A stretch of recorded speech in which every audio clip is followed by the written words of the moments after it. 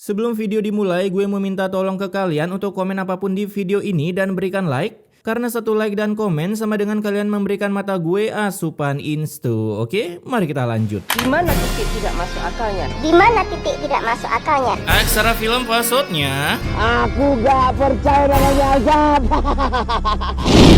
Film ini dibuka dengan seorang avatar terakhir yang masih hidup di bumi, yaitu The Legend of Nolan. Ya elah, baru mulai udah ada yang mau wasted aja. Dimana karena melihat ada yang rebahan santuy saat hujan. Aduh. Aku harus bawa ke klinik. Tapi aku gak punya uang. Udah biasa emang kayak gini, kebanyakan suka ngomong beliau. Nah, di rumah istri Nolan bernama Siti yang sedang menunggu kedatangan suaminya, kepalanya pun tiba-tiba terkena kutukan seperti memberi firasat kalau Nolan akan mengeluarkan elemen airnya untuk mengusir hujan di wilayah Nganjuk dan mentransfernya ke Bekasi. Sampai karena tak kuat, Siti pun sampai tepar di lantai dan seketika ditransfer ke rumah sakit. Kala itu si bocah yang ditemukan Nolan pun juga dibawa ke klinik dalam keadaan pingsan. Kids, lu acting pingsan apa ketiduran? Orang pingsan mana ada kepalanya berdiri woi. Hingga Nolan berhasil ketemu dengan para minion yang membawa Siti ke rumah sakit. Tadi saya baru menolong anak itu. Alah, gak usah sok nolongin deh. Kayak punya uang aja. Emang di film pintu kemana saja begundalnya ya ini, para mama. Mendengar itu Nolan hanya bisa berkata yang sabar ya dan langsung masuk untuk menjenguk istrinya serta anak yang dilontong bernama Angga tanpa M. Dimana ketika si bocah ini sadar, ia pun seperti bocah ML yang baru beli Hero Link karena saking linglungnya. Nama kamu siapa, nak? Aku gak tahu nama aku siapa. Nah itu contohnya terlalu linglung sampai lupa nama. Alhasil akibat bocah ini seperti lupa ingatan karena kelamaan meet and greet dengan beton, dengan terpaksa Nolan yang ekonomi udah sulit harus meloginkan seorang bocah ke dalam kakaknya. Bahkan beberapa hari kemudian, kini si bocah bernama Angga diajak untuk tinggal di rumah Nolan sampai ingatannya bisa diupload kembali ke dalam otaknya. Mungkin dia lupa atau hilang ingatan.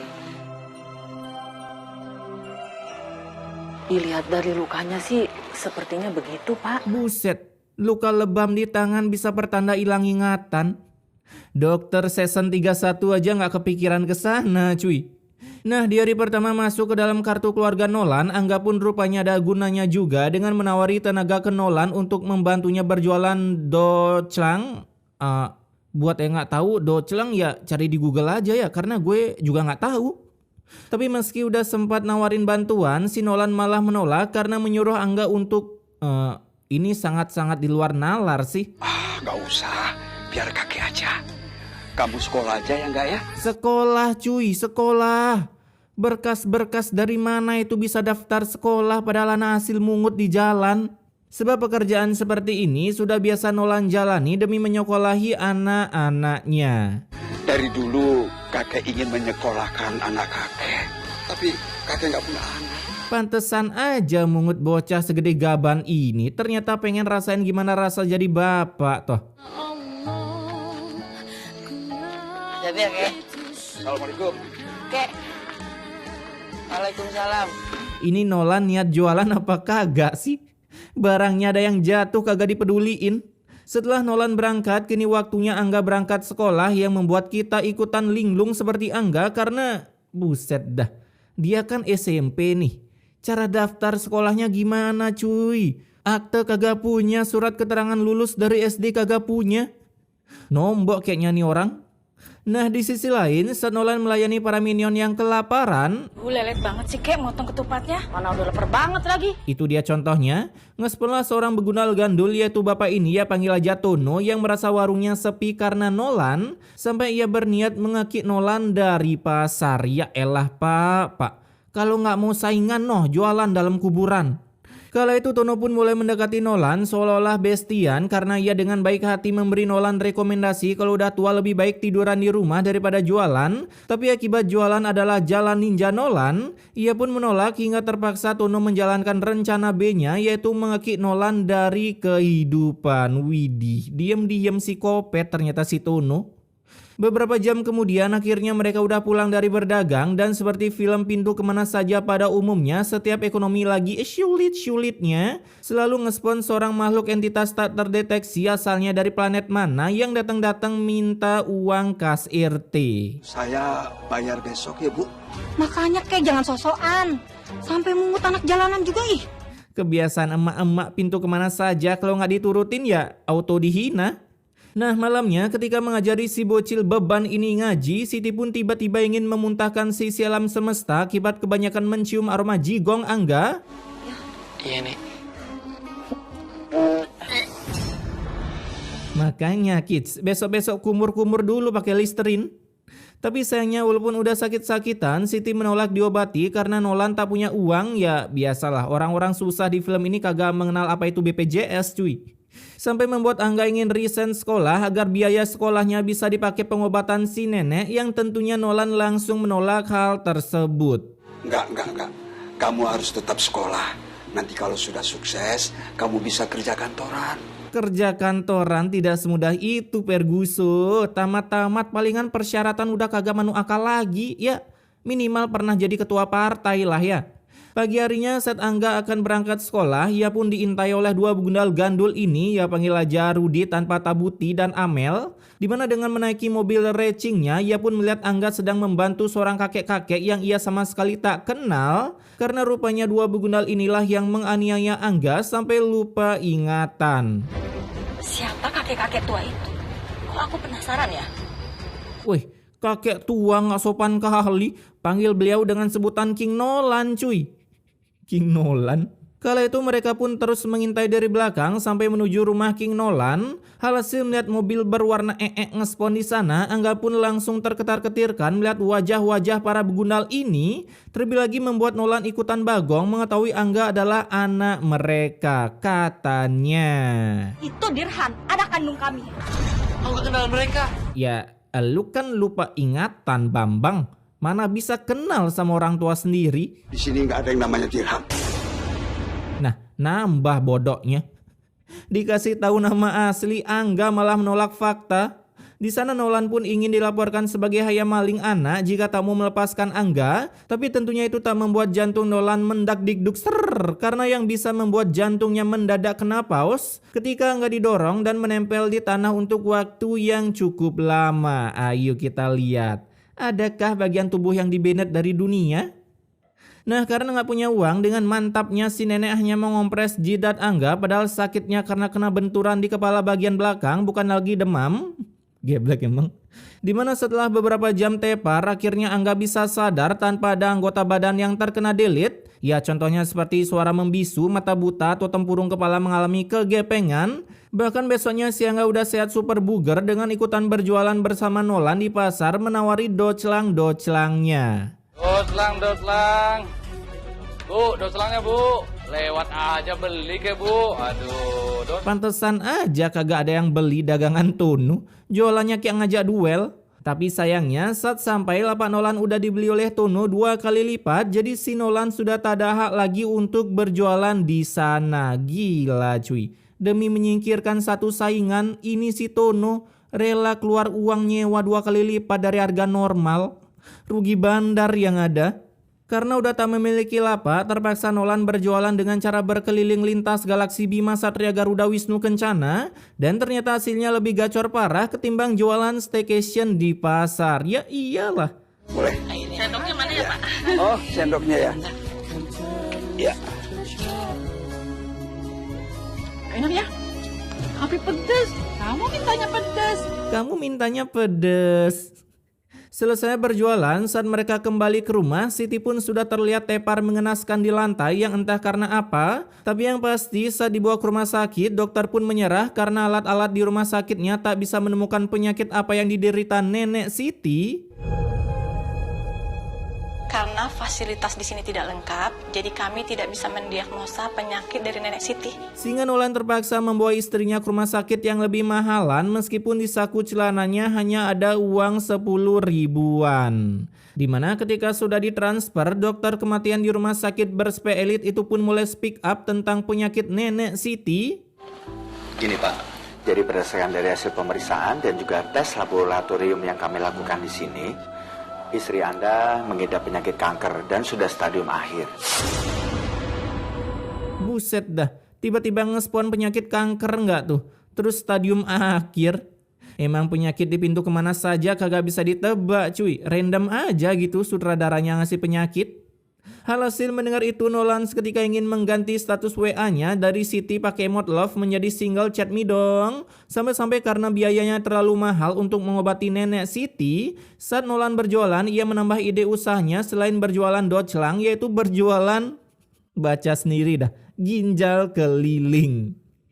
Widih, saking cintanya, saya bersedia mendonorkan ginjal saya asal ada yang membiayai operasi istri saya. Suami limited edition nih bos, kayak sandal homipet yang ada mainannya. Kasian ya kakek itu. Iya kasihan, pasti kakek itu lagi butuh biaya banyak, sampai mau berkorban kayak gitu. Ya udah tahu kasihan minimal belilah. Di sisi lain akhirnya nenek Siti udah sadar dari mati surinya setelah bermimpi bercerai dengan Nolan. Bahkan Broja sadar suster yang barbar ini pun terang-terangan memberi tutur ke nenek Siti. Suster, kenapa saya ada di rumah sakit, Sus? Nenek mengidap kanker hati dan segera harus dioperasi, Nek. Hingga hampir membuat kanker di hati nenek berpindah tempat akibat jantungnya mendak-dikduk serkan mendengar kalau dirinya mengidap kanker hati. Ya gimana nggak jantungan? Orang nyawanya baru kembali ke raga udah dikasih surprise. Nah kembali ke Nolan, saat sedang mencari rejeki datanglah para begundal gandul dengan menaiki Brio turbonya, dimana tanpa mengatakan nggak Brio nggak Oyo nih bos. Mereka pun datang-datang langsung membuat sebuah kesepakatan dengan ingin melunasi biaya operasi nenek nenek Siti, tapi dengan syarat Angga harus diserahkan ke mereka. Ya elah, kasih aja lah anak beban. Kakek harus menerima penawaran bagus kami ini, Kek. Daripada kakek menjual ginjal kakek. Iya kek, dengerin aja, itu lumayan satu ginjal pakai modal nyalon di tahun depan. Aduh, udah jual ginjal malah dapat suara puluhan. Siapa tuh? Namun sayangnya kesepakatan tersebut ditolak oleh Nolan karena baginya istri bisa dicari lagi, tapi punya anak kapan lagi mengingat usianya udah sepuh. Lalu Nolan cepat-cepat pergi dari sana sebelum dirinya berubah pikiran. Kemudian berawal lolos dari dua orang begundal, muncul lagi seorang begundal yaitu Tono yang tak terima Nolan berjualan doclang keliling. Sampai-sampai ia menyewa seorang pembalap bayaran untuk menabrak Nolan saat ingin menyeberang.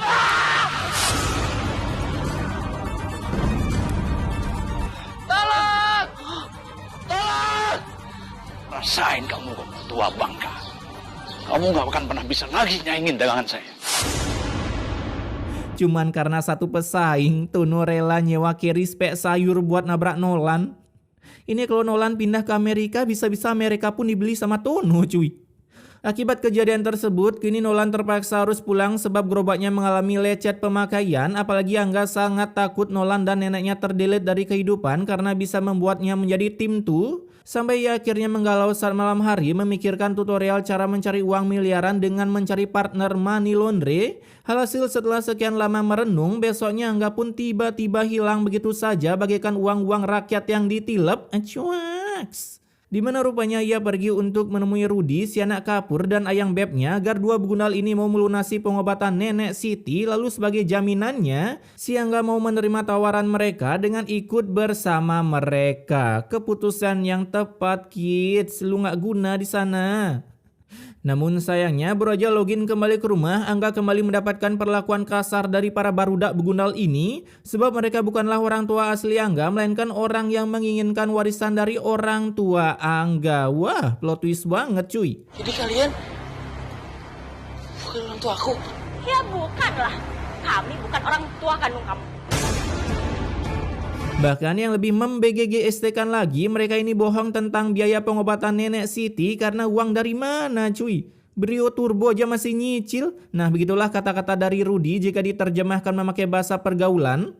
Mengetahui hal tersebut, Angga langsung mengeluarkan jurus pendorongnya lalu kabur dari sana hingga berhasil mendapatkan bantuan dengan cara meminta lontong ke para dua pengangguran ini. Kita kejar. Nah di sisi lain, Nolan yang bodo amat mau Angga hilang atau gimana, ia pun lebih memilih datang menjenguk Siti yang sudah semakin sekarat. karena membutuhkan tindakan operasi secepat mungkin. Apalagi mengetahui Angga hilang lenyap dari dunia, nyawa Siti hampir tak betah berada di raganya. Kala itu tak berselang lama datanglah Angga ke rumah sakit untuk mengejutkan Nolan, apalagi mendengar kalau Angga menghilang karena ia menyerahkan diri kepada begundal yang menginginkannya. Lalu dari kejauhan muncullah suster yang tiba-tiba sakni memeluk Angga. Kamu Dirhan kan? Boleh aku lihat tanda lahir di belakang telinga kamu? Dimana setelah melihat black hole di belakang telinga Angga, suster bernama Peli ini pun bilang kalau Angga itu adiknya yang udah hilang beberapa abad yang lalu. Kemudian selesainya berpelukan, Peli pun bercerita sejarah terciptanya Angga, mulai dari ortunya bermantap-mantap sampai Angga mendapatkan penganiayaan dari para begundal. Dan setelah tahu selama ini Angga dirawat oleh kakek-kakek super saya 3 ini, Peli pun berusaha membantu Nolan dengan cara, ya bantu doa. Karena saya tidak punya uang. Malam harinya karena tak ada yang mau membantu, Nolan pun berdoa bareng-bareng, siapa tahu diberikan buff oleh sutradara, di mana doa tersebut akhirnya terkabul karena Peli ternyata bukan cuma bantu doa, melainkan membujuk suaminya agar mau membayar seluruh biaya pengobatan nenek Siti sebagai bentuk timbal balik sudah memberi makan adiknya selama ini. Apa kamu bisa bantu biaya operasi Siti? Ya udah, kalau gitu kita harus bantu mereka ya. Santuy cuy, suami dokter cuan parah, gacor parah, operasi mah kecil. Nah keesokan harinya saat Nolan hendak pulang, datanglah Peli yang memberi kabar kalau seluruh biaya rumah sakit akan ditanggung oleh suaminya. Sehingga mendengar itu Nolan sampai ingin melawan Akatsuki seorang diri karena saking senangnya sebab akhirnya kedudaannya berhasil dibatalkan. Lihat cuy, kalau kita berbuat baik pasti dapat buff di kehidupan cuy. Di sisi lain ketika dua begundal ini mencari keberadaan Angga, ia pun sempat surrender karena merasa kehilangan jejak Angga sampai memicu sebuah perdebatan yang berujung pendeletan nyawa.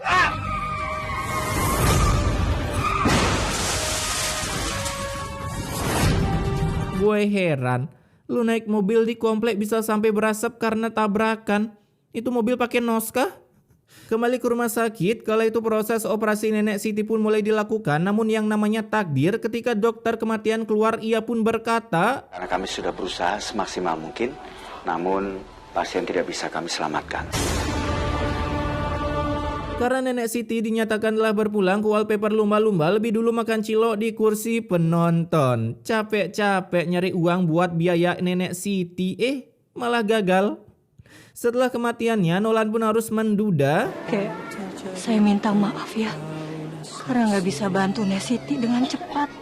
Bacot, makanya punya tetangga sakit dibantu dulu lah bu, bukannya ngegibah. Di mana selesai dari kuburan, mereka pun mengunjungi rumah sakit tempat Amel dirawat untuk kembali berduka karena Rudy Tabuti telah berflikar ke dunia kapur, sudah tak hidup lagi di dunia nyata. Bahkan setelah kehilangan suami begundalnya, ya daripada ngejanda hidup miskin, kini Amel pun berjanji tak akan menjadi begundal lagi agar dirinya bisa direkrut ke keluarga Peli. Ya siapa tahu bisa nikung Peli dengan jurus Raimku Anget Buang. Sedangkan Angga sekarang tinggal bersama Peli, resign masuk dari kakak Nolan sehingga Nolan harus tinggal sendirian, tak ada teman curhat. Ya elah, kenapa coba nggak mau ikut aja si Nolan ya?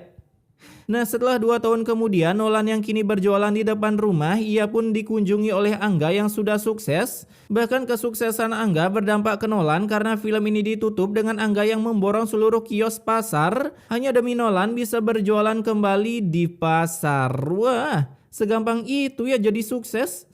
Membutuhkan waktu 2 tahun, datang-datang langsung blow up dan good rekening.